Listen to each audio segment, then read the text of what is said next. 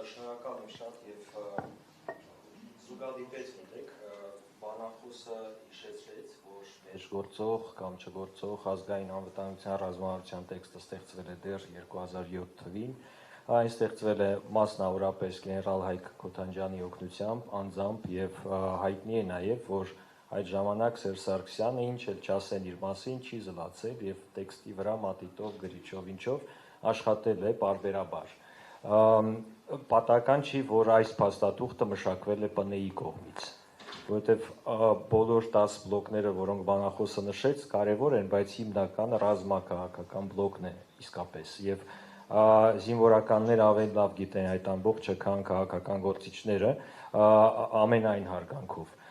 Ես կուզեի, որ նաև թիմում խմբում, երբ որ հայեցակարգը դարձվելու է ռազմավարություն, այն պետք է գրեն նաև զինվորականներ, պրոֆեսիոնալ, զինվորական մտավորականներ։ Մեզանում այդպիսի մարդիկ հատուկ են։ Եվ սա մեր մեղքն է, ոչ իշխանության, ոչ թուրքերի։ Սա մենք ենք, որ զինվորականությանը երկար տարիներ նայելով որպես վահան, իսկապես չենք նայել որպես մտավոր վահան նաև։ Ինքը smart power խելացի ուժ չի դարձել եւ չի դարձվել։ Սա մեկ խնդիր, երկրորդ խնդիրը այն է, որ ռազմավարություն ունենալու համար պիտի ռազմավարական մտածողություն ունենալ։ Մենք անգամ վատ եղանակից խուճապի ենք մատնվում եւ դա տևում է միշտ։ Սա ոչ միայն ինստիտուցիոնալ կառույցների վատ աշխատանքի հետևանքն է, այլ մեր հոգեբանության։ Մենք այդպիսին ենք, մենք մեր այս սեղանիկից են կողմ չենք տեսել, չենք տեսնում եւ շատ հետաքրքիր լավ սոցիոլոգ կար Սվետլանա Լուրիեն, որը որ մեզանում աշխատել է եւ գիտի հայ ժողովրդին, չլինելով հայ գրել է, որ հայ մարդու համար 3 բան է պետք երջանիկ լինելու համար՝ բիզնես, դպրոց, կիրակնորիական, ոչ կիրակնորիա, որ հայերեն լեզու սովորեցնենք եւ ասենք հայ ենք, եւ եկեղեցի։ Իսկ այդ 3-ը կարելի է տեղավորել ցանկացած տեղ՝ Կղզիում, Ամերիկայում, Գլենդելում, Հայաստան ունենալու խնդիր չի առաջանում երջանիկ լինելու համար։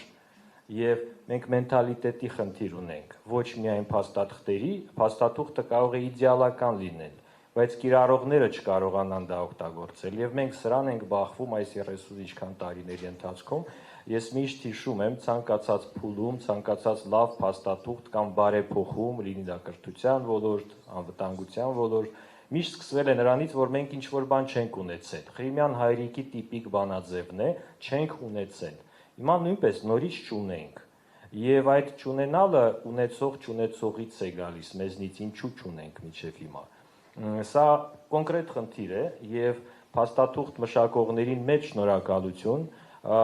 այս պայմաններում մասնավորապես եւ սա ճգնաժամային կրիզիսային կառավարման վիճակ է, ոչ սովորական վիճակ, բայց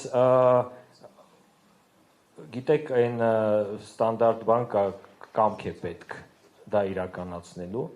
ոչ միայն կամք, այլ նաև կարողություն, խելք եւ ռազմավարական մտածելակերպ տեսնելու հեռանկարը։ Մենք մեր սոցիոլոգիական համայնքում վերջերս այդ քաղաքաշինության վիճակի հետ կապված եկանք հերթական անգամ են եզրակացության, որ հայերին հորիզոն տեսնել պետք չի։ Մենք շենքերով ենք պատել մեր ամբողջը եւ տեսնում ենք այսպես ծծված կրաններ եւ այլն, ինչու, որովհետեւ չենք ուզում արև տեսնել, չենք ուզում ծով տեսնել, չենք ուզում սար տեսնել, մեզ հորիզոն տեսնել պետք չի։ Իսկ մեծ ազգեր ինչու են ծավալվել, տարածվել եւ ընդլայնվել, որովհետեւ հորիզոնը տեսնելով մտածել են, ինչ կա դրա ետևում, պորտուգալացիներ, իսպանացիներ, անգլոսաքսեր, հրեաներ։ Իսկ մենք պատել ենք մեր հորիզոնը կրաններով եւ մեր փոքրիկ բնակարաններում կամ ոչ փոքրիկ մեզ երջանիկ ենք զգում եւ այս պայմաններում երբ որ հայակվեն գալիս է եւ ասում եկեք այս պահին ոչ ռազմավարություն հայեցակարգ, բայց շուտով նաեւ ռազմավարություն եկեք ունենանք, հա եկեք, բայց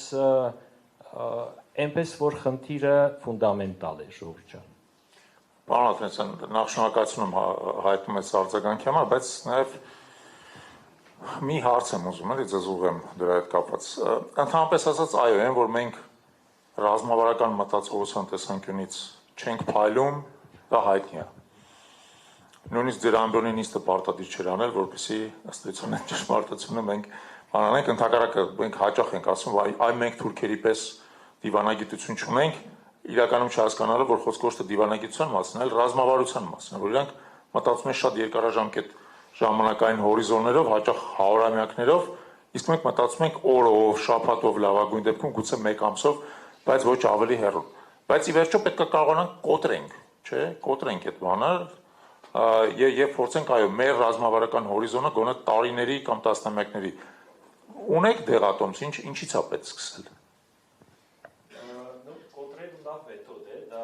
ուժի կիրառում է եւ կոտրելով մի քանի բան ես կոտրում, շատ բան կոտրվում է, ոնց է, որ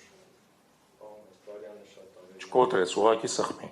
պրոֆեսիոնալ մասնակետ է։ Շնորհակալ։ Ես սովորեմ առանց միկրոֆոնի բարձր խոսել եւ կարողանում եմ ժամերով, այնպես որ էսա։ Չէ, կոտրելով չի եւ մենք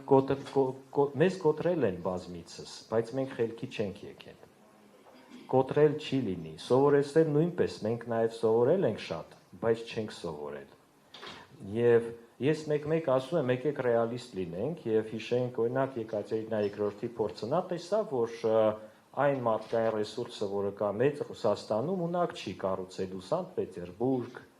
չգիտեմ, ունենալու եվրոպական ճարտարապետություն, կրթություն եւ սկսեց մարդկանց բերել գերմանացիներին ինժեներիայի համար, իտալացիներին էսթետիկայի համար,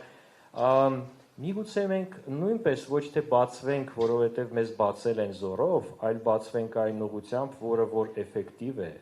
դրական է, գնանք մեր պատվիրակներով ոչ թե շոպինգ անելու, այլ սովորելու, եւ մեզ հետ գալուց բերենք մի քանի խելացի մարդ, վճարելով իրենց այն ինչ պետք է, որովհետև լրավճար եւ պարգևավճարներ շռայլվում են, ավելի լավ է տալ գերմանացի ինժեներներին, որպեսզի մեր պաշտպանական համակարգը կառուցեն, մեզ հետ միասին չենք թերագնահատում, բայց օրինակ ես գիտեմ, որ մենք մեր կյանքը շատ սահմանափակ է, այն մոտավորապես 70 տարի է եւ իմ այդ կյանքի մեծ մասը ես չտեսա էֆեկտիվ աշխատանք իմ հողում, իմ սիրելի հողում եւ ես արդեն չեմ ուզում եւս մի շանս տալ մեզ, այսինքն ես կուզեի, որ մենք նաեւ մարդկային ռեսուրսների կառավարման մոտեցում կիրառենք որպես ստրատեգիական խնդիր վերջի վերջո եւ այդ ռեսուրսը սեփական կարողությունները չերիքեցին մեզ, եկեք ընդունենք այդ հանգամանքը եւ եկեք մեծամիտ չվերաբերենք այլոց, թշնամիները ֆիքսված են եւ դարավոր են, բայց այլոք մենք մեծ խոսել ենք կիրգիզներ, ուզբեկներ եւ այլն ռուսներ, հիմա արդեն մեծամիտ ենք ռուսների հանդեպ դարձել։ Եկեք մենք մեզ օբյեկտիվ գնահատենք մեր կարողությունները, շնորհակալ լինենք մեր մեծերին, բայց ռեալիստ լինենք եւ հասկանանք, որ մենք այսքանը կարող ենք, այսքանը չենք կարող եւ չենք կարողացել երբեք եւ սկսենք էֆեկտիվ ոչ վնասելով մեզ մեր ինքնությանը, բայց էֆեկտիվ լինել։ Խոսք գնաց կներեք, որ երկար եմ խոսում, որտեղ արդեն ուշացա եւ եկեղեցու մասին մենք հոգեորականների հետ միշտ խոսել ենք, ես միշտ ասել եմ, ինչու էքսպորտ չեք անում հայ քրիստոնեությունը, ինչու չեք արտահանում հայ քրիստոնեությունը։ Մենք քննադատում ենք Եվրոպան, իրենք ունեն շատ լավ, ասենք, հանրային կառավարման համակարգ, բայց քրիստոնեությունը Եվրոպայում անկում է ապրում, եկեք փոխանակվենք, սովորեցնենք իրենց, հիշեցնենք ինչ է քրիստոնյան, ով է նա, ինչպիսին է, եւ դրա փոխարեն վերցնենք շենքերի կառուցման պլանավորման մոտեցումներ եւ այս է մոտեցումը եւ գլոբալիզացիան հենց դրա համար էր, փոխանակման համար եւ ոչ թե գնալու եւ ամենավատ բաները բերել Հայաստան։